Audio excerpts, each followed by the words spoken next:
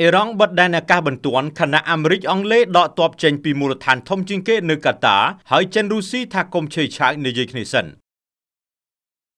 ស្ថានភាពភូមិសាស្ត្រនយោបាយនៅតំបន់មជ្ឈិមបូព៌ាបានឈានដល់ចំណុចផ្ទុះអាសន្នកាលពីយប់ថ្ងៃពុធទី14ខែមករាឆ្នាំ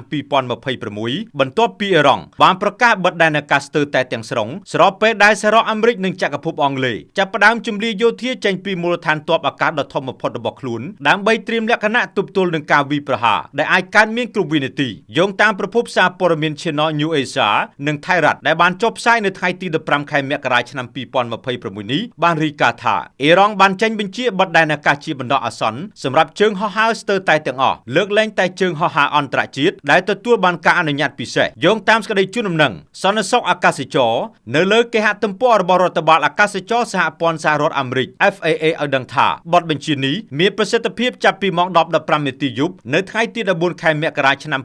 2026ក្នុងពេលដំណើរគ្នានោះយោងតាមប្រភពព័ត៌មាន BBC ដែលបានចុះផ្សាយនៅថ្ងៃដដែលនេះឲ្យដឹងថាសហរដ្ឋអាមេរិកនិងចក្រភពអង់គ្លេស UK បានចាប់ផ្ដើមកាត់បន្ថយចំនួនកងទ័ពនៅមូលដ្ឋានទ័ព Al Udeid ក្នុងប្រទេសកាតាដែលជាមូលដ្ឋានទ័ពធំបំផុតរបស់សហរដ្ឋអាមេរិកនៅតំបន់មជ្ឈិមបូព៌ាដែលមានកងទ័ពប្រមាណ 10000 នាក់មន្ត្រីអាមេរិកបានបញ្ជាក់ថាការដកទ័ពនេះគឺជាវិធានការការពារទុកជាមុនភាពតានតឹងនេះកាន់តែឡើងកម្ដៅខ្លាំងបន្ទាប់ពីមានការប៉ះសម្ដីគ្នារវាងទីក្រុង Washington និងទីក្រុងតេហេរ៉ង់លោកប្រធានាធិបតីសហរដ្ឋអាមេរិក Donald Trump បានព្រមានថាសហរដ្ឋអាមេរិកអាចនឹងប្រើប្រាស់វិធានការដ៏តឹងរ៉ឹងបំផុតប្រឆាំងនឹងអ៊ីរ៉ង់ដើម្បីឆ្លើយតបទៅនឹងការបង្ក្រាបយ៉ាងព្រៃផ្សៃដោយកម្លាំងប្រដាប់អាវុធអ៊ីរ៉ង់ទៅក្រុមបាតុករដែលបណ្ដាលឲ្យមានមនុស្សស្លាប់រហូតដល់ទៅជាង 2600 នាក់ជាការឆ្លើយតបលោក Ali Sakamni ទីប្រឹក្សាជាន់ខ្ពស់របស់លោក Ayatollah Ali Khamenei មេដឹកនាំកម្ពុជារបស់អ៊ីរ៉ង់បានប្រកាសតាមរយៈបណ្ដាញសង្គម X ថាព្រឹត្តិការណ៍វាយប្រហារលើមូលដ្ឋានទ័ព Al Udeid កាលពីខែមិថុនាកន្លងទៅបានបង្ហាញឲ្យឃើញនៅសមត្ថភាពពិតប្រាកដរបស់អ៊ីរ៉ង់ក្នុងការឆ្លើយតបនេះនឹងជួយឲ្យមានការយល់ដឹងកាន់តែច្បាស់អំពីឆន្ទៈនិងខិតកម្រិតនៃសមត្ថភាពរបស់យើងក្នុងការសងសឹកចំពោះការវាយប្រហារណាមួយរដ្ឋាភិបាលអ៊ីរ៉ង់ក៏បានព្រមានដល់ប្រទេសជិតខាងដែលមានមូលដ្ឋានទ័ពអាមេរិកតាំងថាពួកគេនឹងក្លាយជាគោលដៅវាយប្រហារប្រសិនបើ Washington ប្រើប្រាស់ទឹកដីទាំងនោះដើម្បីវាយប្រហារអ៊ីរ៉ង់ការបិទដែនអាកាសភ្លាមៗនេះបានបង្កជាភាពវឹកវរដល់ក្រុមហ៊ុនអាកាសចរអន្តរជាតិរួមមានក្រុមហ៊ុន Indigo India បានបញ្ជាក់ថាជើងហោះហើរអន្តរជាតិជាច្រើនត្រូវបានប៉ះពាល់ក្រុមហ៊ុន Aeroflot រុស្ស៊ីយន្តហោះដែលកំពុងឆ្ពោះទៅកាន់ទីក្រុងតេហេរ៉ង់ត្រូវបានបង្ខំឲ្យបត់ត្រឡប់ទៅទីក្រុងមូស្គូវិញភ្លាមៗនេះបើយោងតាមទិន្នន័យពី Flystrada 24ក្រុមហ៊ុន Lufthansa អាល្លឺម៉ង់និង ITA Airways អ៊ីតាលីបានប្រកាសផ្អាកជើងហោះហើរពេលយប់ទៅកាន់ Tel Aviv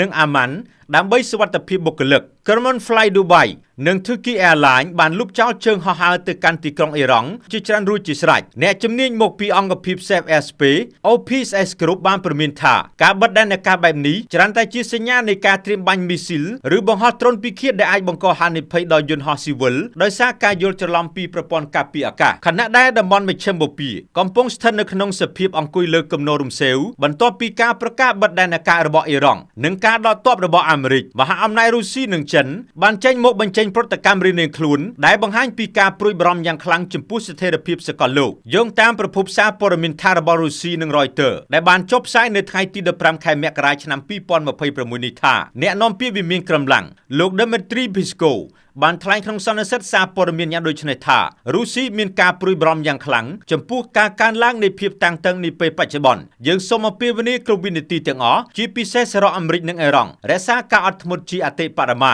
ដើម្បីជៀសវាងការឈានទៅរកសង្គ្រាមទ្រង់ទ្រាយធំដែលអាចក្លាយទៅជាមហន្តរាយសម្រាប់ពិភពលោកទាំងមូលលោក Pisko បានបន្តទៀតថារុស្ស៊ីកំពុងរក្សាទំនាក់ទំនងយ៉ាងជិតស្និទ្ធជាមួយទីក្រុងតេហេរ៉ង់និងបានត្រៀមខ្លួនរួចជាស្រេចក្នុងការដើរតួជាអ្នកសម្របសម្រួលដើម្បីកាត់បន្ថយជម្លោះនេះទន្ទឹមនោះក្រសួងការបរទេសរុស្ស៊ីក៏បានរិះគន់ថាការដាក់សម្ពាធយោធារបស់ Washington គឺជាការចាក់សាំងលើភ្លើងដោយឡែកយោងតាមប្រភពសារព័ត៌មាន Xinhua និង South China Morning Post ដែលបានចុះផ្សាយនៅថ្ងៃប្រហ័សទី15ខែមករានេះថាអ្នកនាំពាក្យក្រសួងការបរទេសចិនលោកស្រី Mao Ning បានថ្លែងនៅក្នុងសន្និសីទសារព័ត៌មាននៅក្នុងទីក្រុងប៉េកាំងថាចិនប្រឆាំងដាច់ខាតចំពោះការប្រើប្រាស់កម្លាំងយោធានៅក្នុងទំនាក់ទំនងអន្តរជាតិយើងជំរុញឲ្យភាគីពាក់ព័ន្ធគោរពតាមធម្មនុញ្ញអង្គការសហប្រជាជាតិនិងគោរពអធិបតេយ្យភាពរបស់ប្រទេសដទៃលោកស្រីបានបន្ថែមថាចិនមើលឃើញថាភាពតានតឹងនេះគឺជាផលវិបាកនៃបរាជ័យនៃកិច្ចព្រមព្រៀងនុយក្លេអ៊ែរនិងការដាក់ទណ្ឌកម្មឯកតោភាគីចិនបានអំពាវនាវឲ្យមានការចរចាដោយសន្តិវិធី នឹងបានបញ្ជាក់ថាខ្លួននឹងបន្តដើរតួនាទីប្រកបដោយស្ថាបនា